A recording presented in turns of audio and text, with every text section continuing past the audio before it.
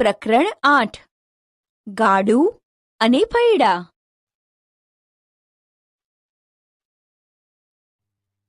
પ્રસ્તાવના. અરે જુઓ, આ પૈડું કેટલું મોટું છે. મેં ક્યારેય આવું પૈડું જોયું જ નથી. અહીં બસ, ટ્રેક્ટર, બળદગાડું, સાયકલ અને લારી વગેરેના પૈડા બતાવ્યા છે. તે જુઓ. આપણી આજુબાજુ જોઈએ તો ઘણી બધી ગોળ વસ્તુઓ છે, જેમ કે થાળી, રોટલી, બંગડી, તપેલી, કુંભારનો ચાકડો, રમવાનું પૈડું વગેરે વગેરે વસ્તુઓ ગોળ છે. મહાવરો.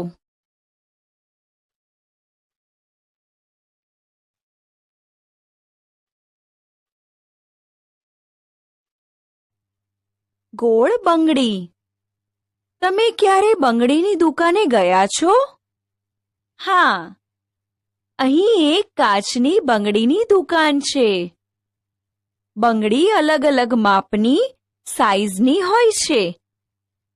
નાના માપ માટે નાની બંગડી, મધ્યમ કદના હાથ માટે મધ્યમ માપની બંગડી અને મોટા હાથ માટે મોટા માપની બંગડી. અહીં જે બંગડી મીનાને બતાવવામાં આવી છે તે ખૂબ જ નાના માપની છે.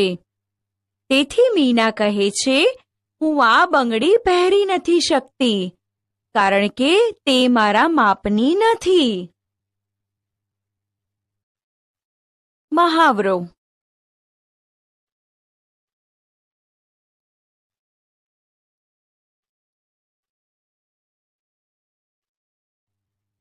વર્તુળ સાથેની રમતો. અહીં બાળકો કેટલીક રમતો રમી રહ્યા છે. રમત 1. આ રમત રમવા માટે જેટલા છોકરાઓ છોકરીઓ હોય તેઓ એકબીજાનો હાથ પકડી આ રીતે ગોળ બનાવશે. હવે તેમાંથી 2 છોકરા છોકરી બહાર આવશે. તેમાંથી એકના હાથમાં રૂમાલ હશે. જેના હાથમાં રૂમાલ હોય તે દોડશે. બીજો છોકરો કે છોકરી તેને પકડશે.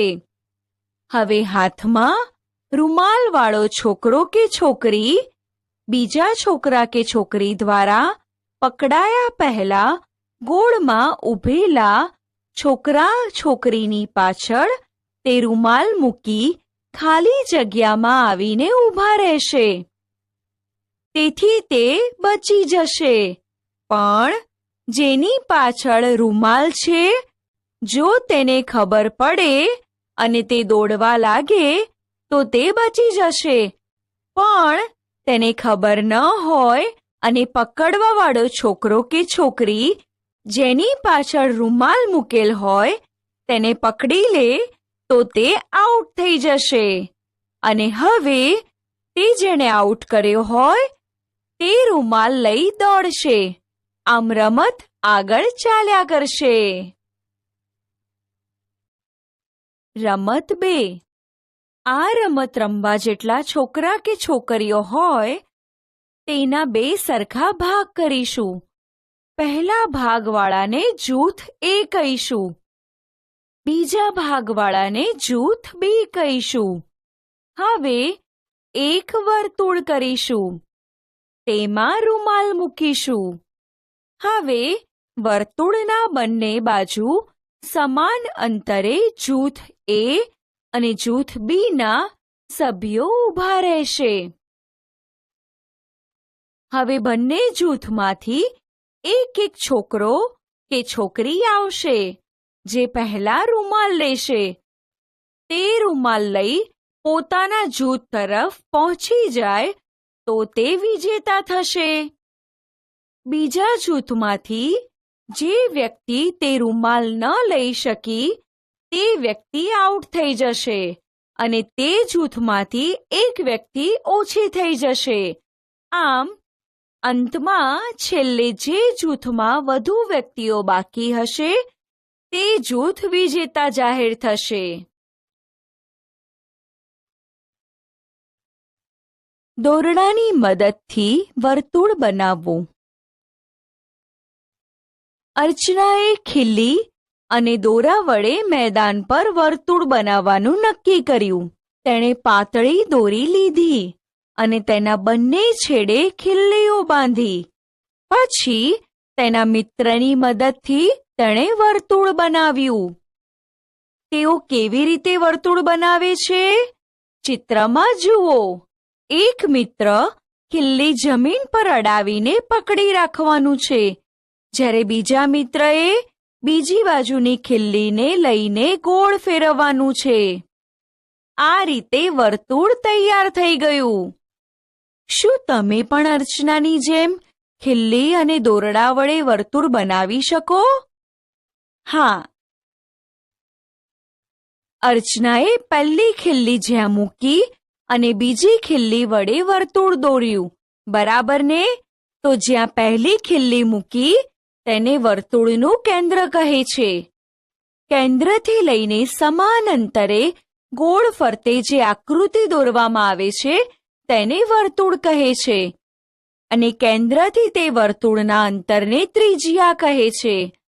ત્રિજ્યા માપવા માટે પ્રથમ વર્તુળના કેન્દ્ર પર માપપટ્ટીનો શૂન્યાંક આવે તેમ માપપટ્ટીને ગોઠવો અને બીજો ભાગ વર્તુળને જ્યાં અડે ત્યાં માપપટ્ટીનો અંક વાંચો.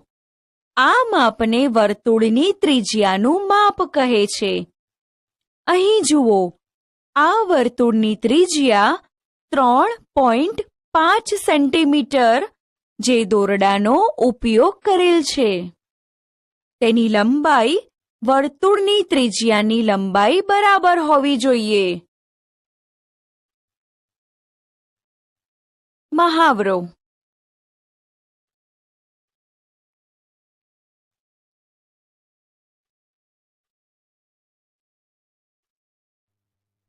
લાલી અને કાલી નામની બે બકરીઓ છે. તેમને દોરડા વડે થાંભલા સાથે બાંધેલી છે. કાલીનું દોરડું લાંબુ છે, તો કોને વધુ ઘાસ ખાવા મળશે? કાલીને વધુ ઘાસ ખાવા મળશે, કારણ કે કાલીનું દોરડું મોટું હોવાથી તે એટલી વધુ ત્રિજ્યાવાળા વર્તુળમાં ફરી શકશે અને વધુ ઘાસ ખાઈ શકશે.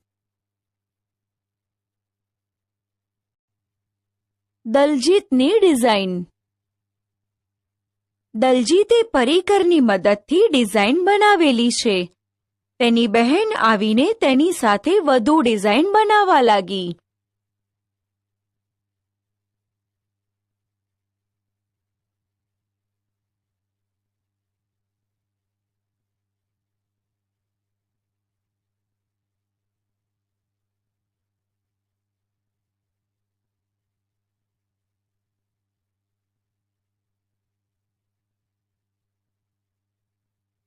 અહીં બીજી ડિઝાઇનો પણ આપેલી છે. આવી ડિઝાઇન બનાવવા તમે પરિકરનો ઉપયોગ કરી શકો છો. પરિકરનો ઉપયોગ. આની પહેલા તમે પરિકર જોયું છે? હા, આ પરિકર તમે તમારી કંપાસ પેટીમાં જોયેલ હશે. વર્તુળ બનાવવા પરિકરનો ઉપયોગ કઈ રીતે થાય તે જોઈએ. પરિકરને આ રીતે ખોલીશું. તેનો અણીદાર ભાગ કાગળ પર મૂકો. પરિકરને ટોચથી આ રીતે પકડો. અણીવાળા ભાગને હલાવ્યા વગર પેન્સિલને વર્તુળાકારે ફેરવો.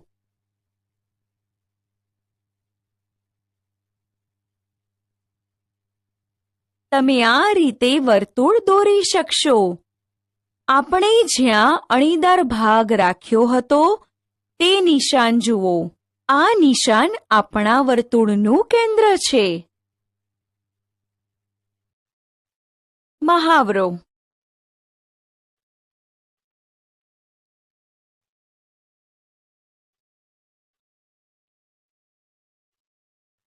એક વખત નૈના વર્તુળ બનાવી રહી હતી. રવિએ તેની પાસે રબર માંગ્યું તો તેણે તેનું પરિકર મૂક્યું અને તેને રબર આપ્યું. પછી ફરીથી તેણે પોતાનું વર્તુળ પૂર્ણ કરવા પ્રયત્ન કર્યો, પરંતુ તેનાથી વર્તુળ પૂરું બન્યું નહીં. નૈના દ્વારા આવું ચિત્ર શા માટે થયું? કારણ કે તેનાથી પરિકર ખસી ગયું હતું.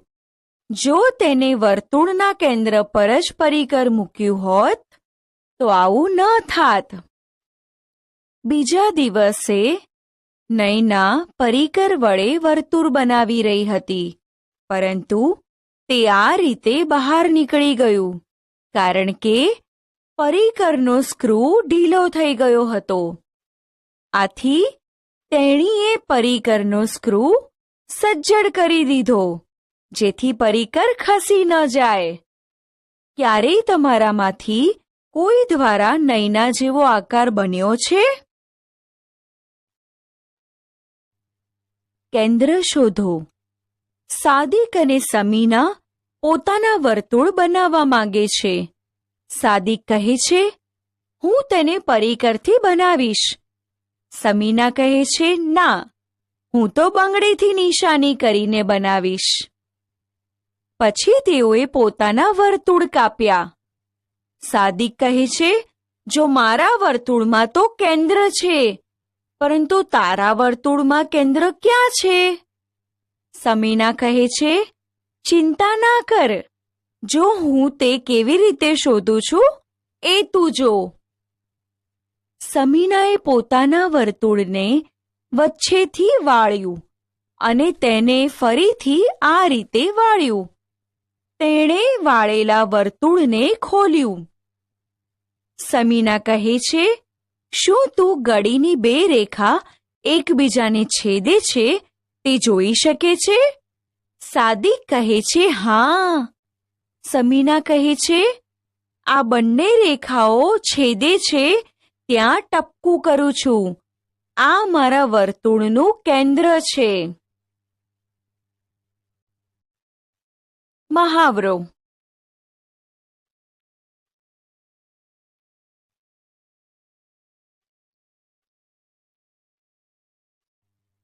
સંતુલનની પ્રવૃત્તિ. શું તમે રકાબીની આંગળી પર સંતુલિત કરી શકો? અહીં વિજય રકાબીને પોતાની આંગળી પર સંતુલિત કરવાનો પ્રયત્ન કરે છે, પરંતુ કરી શકતો નથી. આથી તે વારંવાર પ્રયત્નો કરે છે.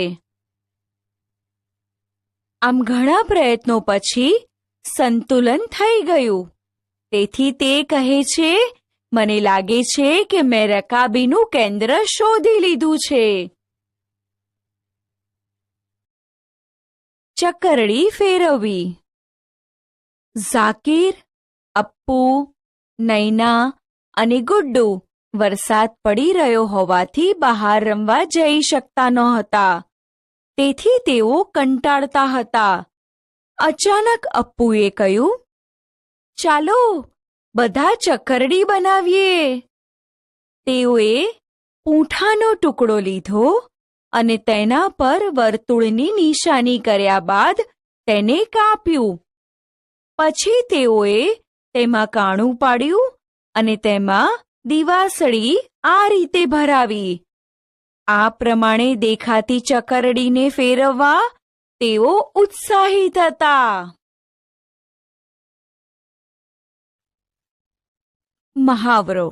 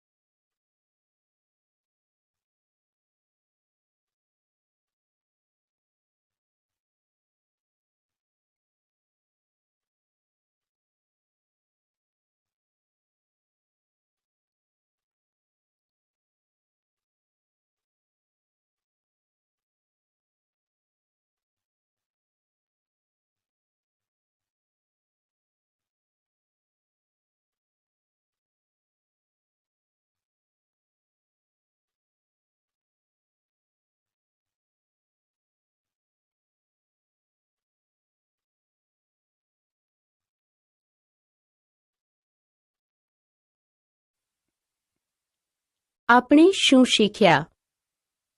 આપણી આસપાસની વસ્તુઓમાં જોવા મળતું વર્તુળ.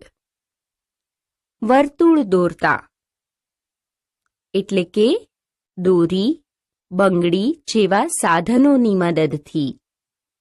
વર્તુળની રમતો. પરિકરનો ઉપયોગ.